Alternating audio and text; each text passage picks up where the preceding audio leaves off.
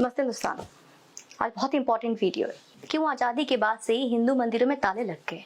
क्यों राम मंदिर के लिए हिंदुओं को 500 वर्ष का इंतजार करना पड़ा? क्यों सिर्फ हिंदू मंदिरों के पैसों पर सरकार का कब्जा है? क्यों हर बार कांग्रेस को मुस्लिम वोट बैंक प्यारा लगा?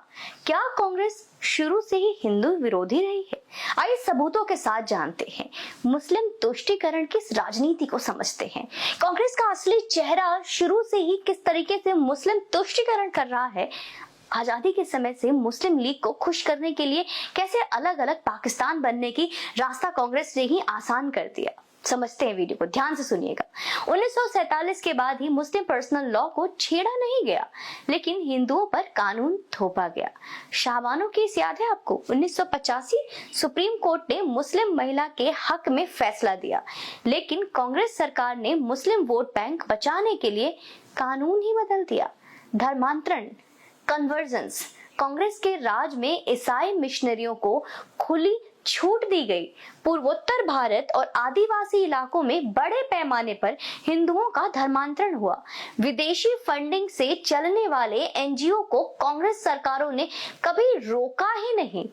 मंदिर बना मस्जिद तो इनका बहुत ही पसंदीदा था। सिर्फ हिंदू मंदिरों का पैसा सरकार के कब्जे में गया, लेकिन मस्जिद और चर्च अपने फंड खुद मैनेज करते हैं। राम जन्मभूमि आंदोलन के दौरान किस तरीके से अदालतों में रामलला के खिलाफ इन्होंने हलफनामे दे दिए। 1989 में शिलान्यास पर रोक और 1992 में ताला खोलने का श्रेय लेने की चाल, और 2000 से लगातार देरी। कांग्रेस ने राम मंदिर को रोक रखा, हिंदू संस्कृति पर हमला किए, स्कूलों से वेद, गीता, उपनिषद निकाल दिए गए, लेकिन मदरसा शिक्षा को फंड मिला। लव जिहाद जैसे मुद्दों को सिर्फ अफवाह बताया गया, जबकि जमीन पर अनगिनत केस सामने आते रहे। हिंदू रीति रिवाजों पर सवाल उठाए, त्योहारों को प्रदूषण से जोड़ना और मंदिर पूजा पर टैक्स, ये सब कांग्रेस की पहचान बन गया। कांग्रेस के समय से ही बॉलीवुड में लगातार हिंदू खलनायक और मुस्लिम बहुत बेचारा पीड़ित नैरेटिव चलाया गया। फिल्मों में हिंदू पंडित को लोभी और मुस्लिम को उदार दिखाना बहुत ही आम ट्रेंड बनाइए। ये नैरेटिव कांग्रेस को उस सेक्युलर राजनीति से जुड़ा था जहां असली निशाना हिंदू आस्था थी। विवाह और स्वतंत्रता हिंदू विवाह के अधिनियम थे, सिर्फ हिंदुओं पर लागू किया गया, लेकिन मुस्लिम और ईसाई अपने अपने पर्सनल लॉ से चलते रहे।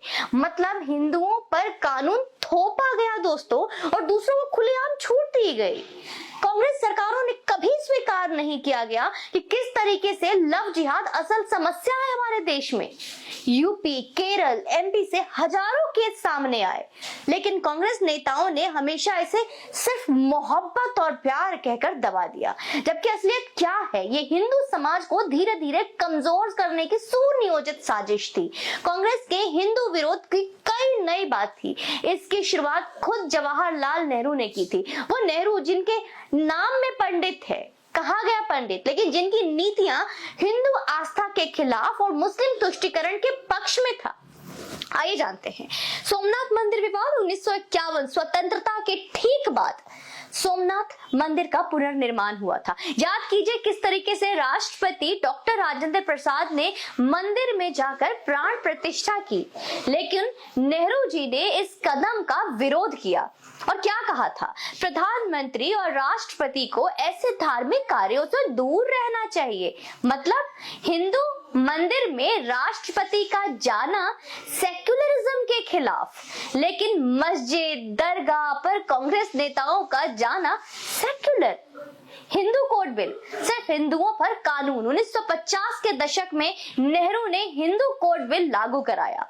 इसमें हिंदू विवाह, तलाक, उत्तराधिकारी सब पर कानून थोपा गया कि एक विवाह, लेकिन मुस्लिम कितने भी विवाह कर ले, ईसाई को उनके पर्सनल लॉ पर चलने दिया गया। विवाह करो, जितने विवाह करना है करो, और बच्चे करो, पॉपुलेशन बढ़ाओ, कोई पाबंदी नहीं, कोई छूट, सब कुछ खुलेआम। कश्मीर का धारा 370 याद है? नेहरू की सबसे बड़ी गलती थी दोस्तों ये कश्मीर मुद्दा। धारा 370 और 35A लागू करके कश्मीर को एक अलग पहचान दी गई। सरदार पटेल चाहते थे कि कश्मीर पूरी तरह से भारत में विलय हो, लेकिन नेहरू जी ने यूएन में मामला ले जाकर हिंदुओं को घाटी में बेघर करवा दिया। अल्पसंख्यक तुष्टीकरण की शुरुआत 1950 के दशक में ही अल्पसंख्यक के मंत्रालय जैसी सोच यही नेहरू जी ने दी थी, कांग्रेस की देन थी। धारा 370 अल्पसंख्यकों को अपने संस्थान खोलने की आजादी, लेकिन वही हिंदू संस्थानों को सरकारी नियंत्रण में लिया गया। आर्टिकल्स और फैसले तो कांग्रेस राज में जो लिए गए दोस्तों, आइए जानते हैं। आर्टिकल 30, अल्पसंख्यक संस्थानों को किस तरीके से विशेष अधिकार मिले। 370-35 से कश्मीर को विशेष दर्जा, हिंदुओं का लगातार पलायन, किस तरीके से मुस्लिम पर्सनल लॉ अनटच्ड, लेकिन हिंदुओं पर कोर्ट बिल जारी की गई। हज सब्सिडी कांग्रेस सरकार ने आरंभ किया। मंदिर का जो जितने पैसे हुए वो इस्तेमाल हुए। बाबरी केस, कांग्रेस ने रामलला के खिलाफ कोर्ट में हलफनामा दायर किया। दोस्तों, कांग्रेस का इतिहास गवाह है, इस पार्टी ने हिंदुओं को सिर्फ और सिर्फ वोट बैंक समझा, मंदिरों को लूटा, संस्कृति को दबाया और मुस्लिम तुष्टीकरण को ही अपना धर्म बना लिया। तो सवाल अब आपके सामने है, क्या ऐसी पार्टी कभी हिंदुओं की हितैषी हो सकती है, या फिर सच ये है कि कांग्रेस का डीएनए ही हिंदू विरोध है और अब एक नई साजिश, बस बार बार वोट बैंक की चोरी हो रही है, वोट की चोरी हो रही है। अरे ये सब नाटक है दोस्तों, सब फ्रॉड है, बहुत बड़ी जालसाजी है। ये कुछ पल का ना, ये बिन बादल बरसात और ये बिन मौसम बरसात जो हम हिंदुओं के ऊपर थोपा जा रहा है। इतिहास के पन्ने पलट कर देखिए, क्या कांग्रेस कभी हिंदू हितैषी रहा है? कभी नहीं। क्या कभी भी कांग्रेस ने हिंदू के पक्ष में एक निर्णय लिया है?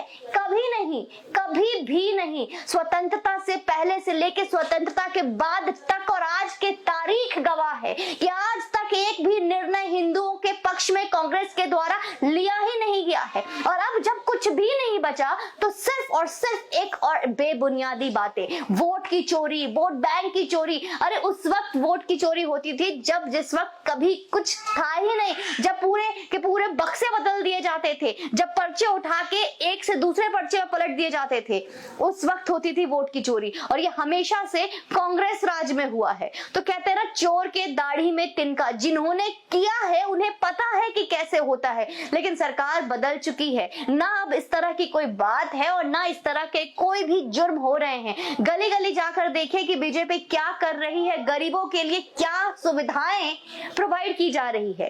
बाकी हमें पहले से बेवकूफ बनाने की कोशिश कांग्रेस करती आ रही है, लेकिन मेरे प्यारे दोस्तों, जनता जागरूक है और ये जनता सब जानती है, क्योंकि जनता सोती नहीं है, जागती भी है।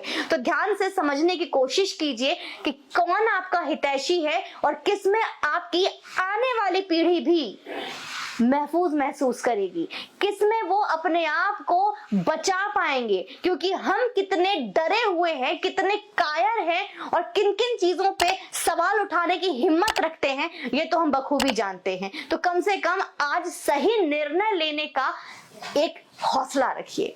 बाकी आप खुद समझदार हैं, चैनल पर यूं ही बने रहे। वीडियो अगर इंफॉर्मेटिव लगती है आपको और आपके दिल तक छूती है, ये साक्ष्य, सबूत के साथ जो मैंने आपको आज समझाने की कोशिश की है, छोटे गिलहरी प्रयास की है, अगर समझ में आती है तो वीडियो को शेयर कीजिएगा और चैनल पर यूं ही बने रहे और अपना प्यार देते रहें। जय हिंद, वंदे मातरम।